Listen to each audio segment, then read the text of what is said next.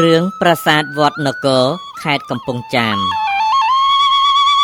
នៅខាងលិចនៃក្រុងកំពង់ចាមតាមដងផ្លូវជាតិលេខ 7 ទៅពីទីក្រុងភ្នំពេញមានប្រាសាទបុរាណមួយដែលអ្នកស្រុកសម្គាល់ឈ្មោះថាប្រាសាទនគរវត្តចម្ងាយចូលពីផ្លូវជាតិតែប្រមាណ200ម៉ែត្រប៉ុណ្ណោះមានក្រាលថ្មស្អាតស្អំស្រួលងាយធ្វើដំណើរគ្រប់រដូវអ្នកស្រុកតែងចេញចូលក្នុងបុរាណដ្ឋាននេះរៀងរាល់ថ្ងៃពុំដែលមានដាច់ព្រោះនៅជិតទីប្រជុំជនខេត្តដែលមានមនុស្សច្រើនផងនិងដែលមានប្រាសាទបុរាណវត្ត2ព្រមទាំងបូជនីយដ្ឋានដទៃទៀតផងដែរអាស្រ័យហេតុនេះអ្នកនៅជិតខាងនៃប្រាសាទនេះឬជាអ្នកទេសចរទៅកំសាន្តកំពង់ចាមរមែងធ្លាប់ស្គាល់ប្រាសាទនេះច្បាស់លាស់ណាស់ប៉ុន្តែប្រវត្តិពងសាវតានៃបុរាណដ្ឋាននេះច្រើនពុំសូវបានច្បាស់ក្នុងសន្តានចិត្តអ្នកផងទាំងឡាយនោះឡើយត្បិតគេច្រើនតែនិយាយតាមឮតគ្នាមកថារកហេតុផលពុំបានជាក់លាក់ដូច្នេះហើយក្រុមជំនុំទំនៀមទម្លាប់ខ្មែរជាមជ្ឈមណ្ឌលរក្សានិងប្រមូលឯកសារបរមបុរាណដែលកើតមានឡើងជាង30ឆ្នាំមកហើយនោះត្រូវតែអធិប្បាយឡើងវិញឲ្យជនរួមជាតិយើងបានយល់ហើយស្រឡាញ់បេតិកភណ្ឌជាតិដែលមានសឹងពាសពេញក្នុងផ្ទៃប្រទេសបើយើងធ្វើដំណើរពីភ្នំពេញទៅយើងនឹងបានដល់ប្រាសាទនេះមុននឹងទៅដល់ក្រុងកំពង់ចាមគឺនៅខ្វះតែ3គីឡូម៉ែត្រប៉ុណ្ណោះហើយបែរខាងលិចផ្លូវជាតិខាងស្ដាំដៃយើងនឹងប្រទះផ្លូវលំមួយយ៉ាងស្អាតត្រង់ភ្លឹងតាមចន្លោះដើមរុក្ខជាតិសងខាងគួរជាទីមនោរម្យសប្តាហ៍ថ្ងៃទីតាំងនៃប្រាសាទនេះស្ថិតនៅឃុំអំពិលស្រុកកំពង់សៀមខេត្តកំពង់ចាមតួប្រាសាទនិងបរិវេណប្រាសាទទាំងមូលបែរមុខឆ្ពោះទៅទិសខាងកើតត្រង់ទៅផ្លូវជាតិកាលណាចូលមកកាន់បុរាណដ្ឋាននេះយើងប្រទះជាបឋមនៅខ្លោងទ្វារមួយធ្វើអំពីថ្មបាយក្រៀមមានចន្លោះច្រកប្រមាណជា3ម៉ែត្រប៉ុណ្ណោះនៅខាងលើពុំមានកំពូលអ្វីជាឆាតឆាយនោះទេទំនងជារុះធ្លាក់អស់ដោយសារការចាស់ទ្រុឌទ្រោមក្នុងភាពជរានៅសល់តែថ្មសន្លឹក4ជ្រុងវែងបំពាក់កងកែកលើគ្នាគ្រាន់តែនៅសល់សន្តានជារាងខ្លោងទ្វារឬហៅតាមពាក្យអ្នកស្រាវជ្រាវថាគោបុរៈភ្ជាប់នឹងគោបុរៈនេះសងខាងមានកំពែងថ្មដែលមានកម្ពស់ប្រមាណជា3ម៉ែត្រកម្រាស់ 0.6 ម៉ែត្រសប្តាហ៍ថ្ងៃនេះជ្រុះធ្លាក់អស់ច្រើនអន្លើណាស់ទៅហើយនៅពីលើកំពែងនេះទៀតមានលម្អដោយថ្មសំលៀងដែលឆ្លាក់ជាសន្លឹកចុងស្រួចរបៀបជាស្លឹកឈើតម្រៀបដង្ហែគ្នាជាជួររមិញខ្លោងទ្វារនេះរថយន្តតូចតាចចេញចូលបានយ៉ាងស្រួលឯរថយន្តធំតោងមានការប្រយ័ត្នប្រយែងបន្តិចព្រោះចង្អៀតសងខាងផងពីលើផងក្រែងប៉ះនាំឲ្យមានគ្រោះថ្នាក់ចូលផុតពីខ្លោងទ្វារនេះភ្លាមយើងប្រទះឃើញខាងឆ្វេងដៃមានស្រះមួយធំមានទឹកថ្លាដល់ខួបប្រាំងខួបវស្សាសម្រាប់ផ្ដល់តាមសេចក្តីត្រូវការប្រើប្រាស់បានគ្រប់ពេលជុំវិញស្រះមានខឿនថ្មព័ទ្ធជុំតែយើងឃើញរៀបថ្មដោយមានបាយអបូកភ្ជាប់ផងមានតែចណ្ដើរ2គឺខាងជើងមួយនិងខាងត្បូងមួយប៉ុណ្ណោះដែលនៅជាប់ជាកម្មថ្មបុរាណឥតមានលាយបាយអទេមាត់ស្រះចំហៀងខាងត្បូងមានដើមដូងដុះត្រៀបចោលមកលុបត្រឈឹងត្រឆេគួរជាទីមនោរម្យគ្របដណ្ដប់លើដីវាលយ៉ាងស្រឡះធំទូលាយត្រង់វាលនេះមានវត្តមួយប្រកបដោយព្រះវិហារកុដិសាលាយ៉ាងរៀបរយអ្នកស្រុកហៅថាវត្តនគរក្រៅយើងងាកបែរមកខាងស្ដាំដៃម្ដងខាងនេះមានគុហាមួយសង់របៀបជាផ្ទះអ្នកតាចិនដ៏មានខ្លោងទ្វារតូចមួយស្ទួយទ្រនៅអក្សរចិនជាលម្អកូនធ្លាតូចមួយក្រាលឥដ្ឋយ៉ាងស្អាតសម្រាប់នាំជំហានទេសចរទាំងឡាយឲ្យដើរចូលទៅក្នុងគុហានេះបានយ៉ាងងាយស្រួលពិតមែនហើយតែគុហានេះបែរមុខទៅទិសខាងត្បូងប៉ុន្តែរូបបដិមាករធំទាំង3នៅក្នុងនេះមិនបែរមុខត្រង់មកត្បូងទទួលអ្នកដើរចូលទៅទេទំនងដូចជាមូលីព្រះពុទ្ធរូបនៅចំកណ្ដាលតម្កល់ខ្ពស់លើអាសនៈអង្គុយពេនភ្នែនដៃសំពះប្រណម្យឆ្ពោះទៅខាងមុខគឺទិសខាងលិចចំរូបទាំងពីរសងខាងនៅទៀបគ្មានអាសនៈទេហើយជារូបឈរកាន់ដំបងបញ្ឈរចំពីមុខរូបទាំង3នេះធ្វើដោយថ្មដូចគ្នាតែសប្តាហ៍ថ្ងៃគេទើបមាសភ្លឺចិញ្ចាចបាត់សាច់ថ្មទៅហើយអ្នកស្រុកហៅបដិមាករនេះថាតាព្រំសឹងមានរឿងព្រេងមួយនិទានពីប្រវត្តិតាព្រំនេះដូចយើងនឹងនិទានជូនជាបន្ទាប់នៅខាងក្រោយគឺគាត់អង្គុយសំពះម្ដាយដែលគេបញ្ចុះអធិធាតុក្នុងចេតិយមួយនៅចំខាងលិចគឺពីមុខគាត់នោះឯងហួសពីគុហានេះបន្តិចមានផ្លូវមួយបែកទៅស្ដាំដៃសសៀអែបនឹងគុហាតាព្រំ ដងផ្លូវនេះកោងដ៏មានចេតិយតម្រៀបគ្នានិងគុហាតូចមួយទៀតជ្រកក្រោមដើមពោធិ៍ដែលក្នុងនោះមានតម្កល់ព្រះពុទ្ធបដិមាករធ្វើទុក្កកិរិយាមួយអង្គនៅដង្ហែគ្នាជាប់ខាងជើងផ្លូវផងយើងមើលទៅចំផ្លូវត្រង់វិញនេះពិតជាផ្លូវបុរាណមកឃើញមានសភាពត្រង់ភ្លឹងឆ្ពោះទៅកាន់ខ្លោងទ្វារកំពែងមួយជាន់ទៀតមុនដល់ខ្លោងទ្វារមានវាលរាបស្មើនៅខាងស្ដាំដៃប្រកបដោយខឿនថ្មបាយក្រៀមព័ទ្ធជុំវិញព្រមទាំងមានក្បាច់ថ្មឆ្លាក់ជារូបនាគសន្ធឹងខ្លួនជាបង្កាន់ដៃផងតោថ្មធំនៅអើតកស្ងើនតម្រៀបគ្នាត្រង់នេះគោបរៈជាន់ទី2នេះមានទំហំប្រហែលគ្នានឹងជាន់ទី1ដែរដែលយើងពោលទៅតែសង់ក្នុងរវាង50ទៅ60ឆ្នាំកន្លងទៅប៉ុណ្ណោះសម្រាប់ឲ្យអ្នកធ្វើដំណើរទាំងឡាយឈប់សម្រាកព្រោះជាទីចំហឥតមានជញ្ជាំងទេមានតែដំបូលក្បឿងនិងផ្ទៃក្រោមក្រាលឥតកន្សែងស្អាតបាតនៅបាំងសាច់ជុំវិញផ្នែកខាងក្នុងមានគំនូរនិទានរឿងផ្សេងក្នុងទស្សជាដកយ៉ាងល្អមើលនៅជាប់នឹងសាលាទាំងពីរនេះមានស្រះធំពីរទៀតនៅម្ខាងមួយដែលមានទ្រង់ទ្រាយដូចស្រះមួយនៅពីមុខគុហាតាព្រំដែលយើងនិយាយរួចម្ដងមកហើយដែរតែស្រះពីរនេះតូចជាងបន្តិចហើយមានទឹកតែក្នុងរដូវវស្សាប៉ុណ្ណោះយើងដើរឆ្ពោះទៅមុខតែបន្តិចក៏ដល់គោបរៈមួយជាន់ទៀតជាជាន់ទី3ដែលមានសន្តានបែបរៀងដូចជាន់ទី1និងជាន់ទី2ដែរតែមាននៅសេសសល់កំពូលប្រាង្គខ្ពស់ជាងគោបរៈមុនហើយកំពែងក៏នៅល្អស្អាតព័ទ្ធជុំវិញផងដែរកំពែងនេះមានសន្តានជារោងតងគឺមានជញ្ជាំងសងខាងសម្រាប់ទុកចន្លោះកណ្ដាលឲ្យនៅចំហអាចឲ្យមនុស្សនៅជ្រកបានបរិវេណរោងតងនេះរាង4ជ្រុងទ្រវែងមានច្រកដ៏ជាកំពូលតែ2ទេគឺខាងកើតនិងខាងលិច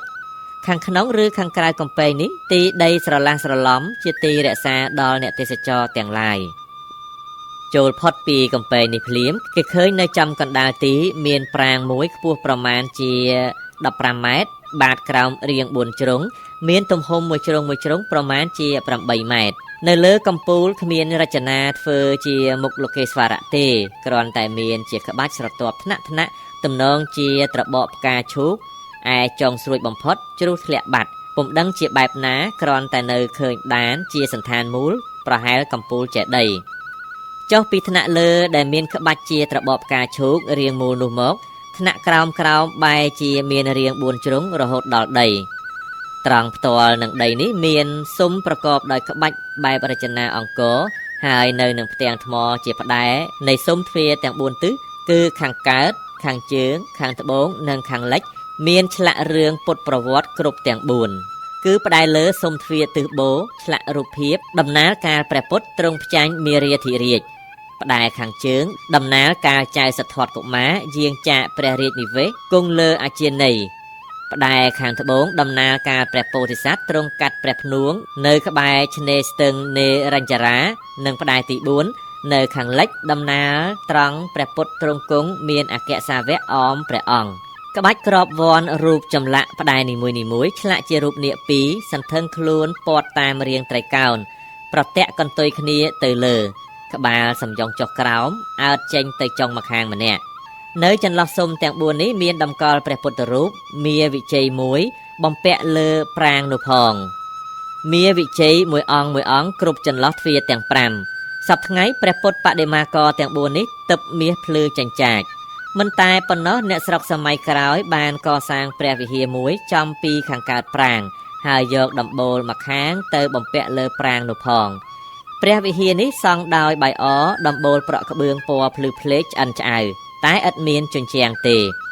នៅក្រោមដំបូលវិហារផ្នែកខាងកើតមានសិលាចារឹកមួយផ្ទាំងតម្កល់យ៉ាងស្អាតបាតដូចជាសន្លឹកសីមា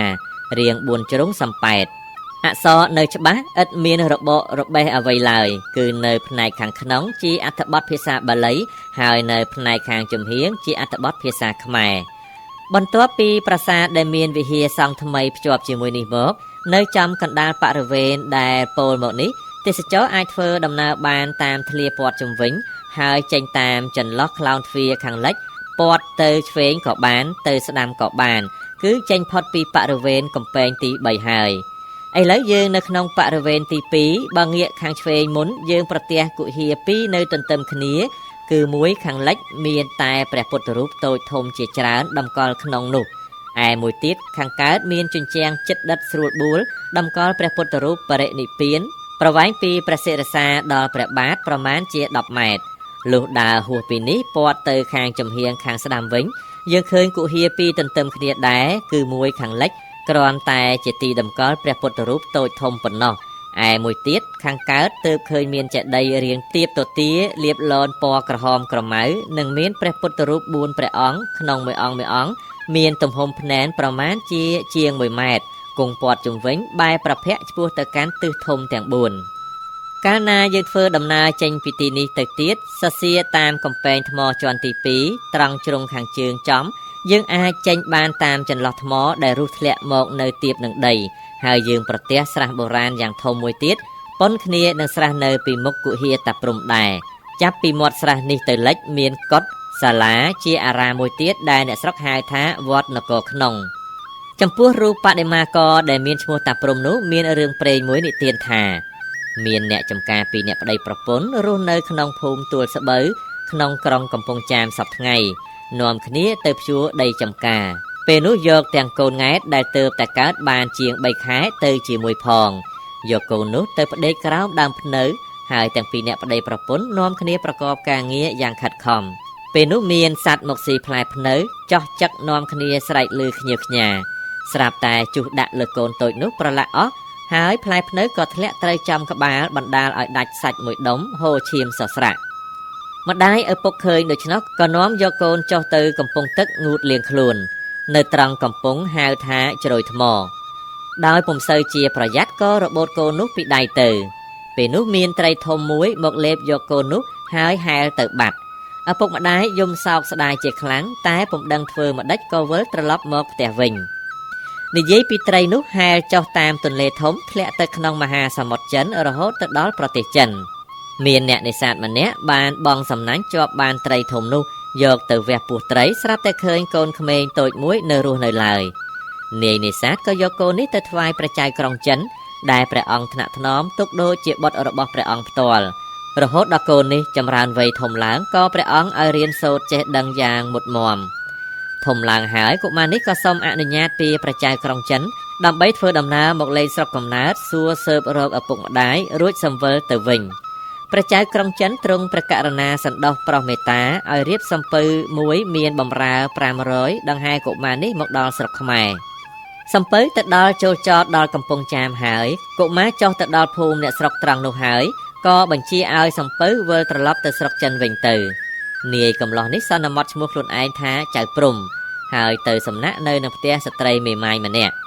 ដោយនៅជាមួយគ្នាយូរទៅស្ត្រីមេម៉ាយនិងចៅកំឡោះកើតក្តីប្រតិព័ទ្ធនឹងគ្នាក៏ទទួលយកគ្នាជាប្តីប្រពន្ធទៅ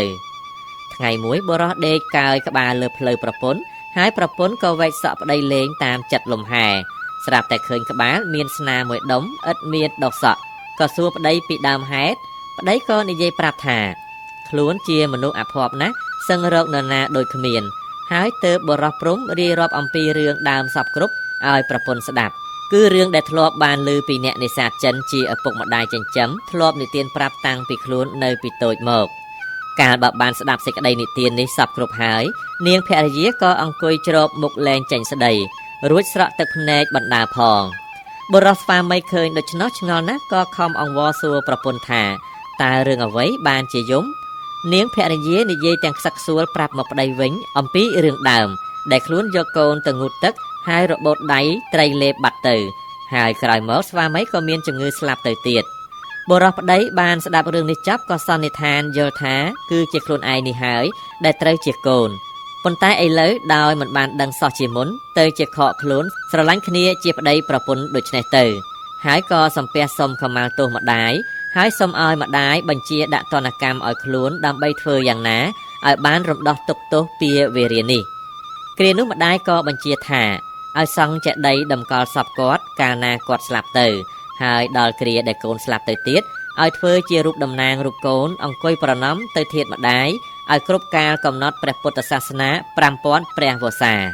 បុរសព្រំដោយសារមានចំណេះមុតមមក៏ឡើងជាគ្រូអាចារ្យនៅក្នុងភូមិស្រុកនោះម្ល៉េះហើយក៏មានសិស្សគុណជាច្រើនជួយចាត់ចែងគាត់ធ្វើតាមបណ្ដាំម្ដាយនេះទាល់តែបានសម្រេចទាំងអស់ គឺចេតិយមួយតម្កល់ធាតុម្ដាយនិងរូបតាព្រំសំពះឆ្ពោះទៅកាន់ធាតុនោះការទស្សនាប្រាសាទបុរាណនេះពុំមែនជាការហត់នឿយប៉ុន្មានទេព្រោះបរិវេណតូចល្មមហើយគ្មានថ្នាក់ធ្នើឲ្យយើងលំបាកឡើងចុះឡើយ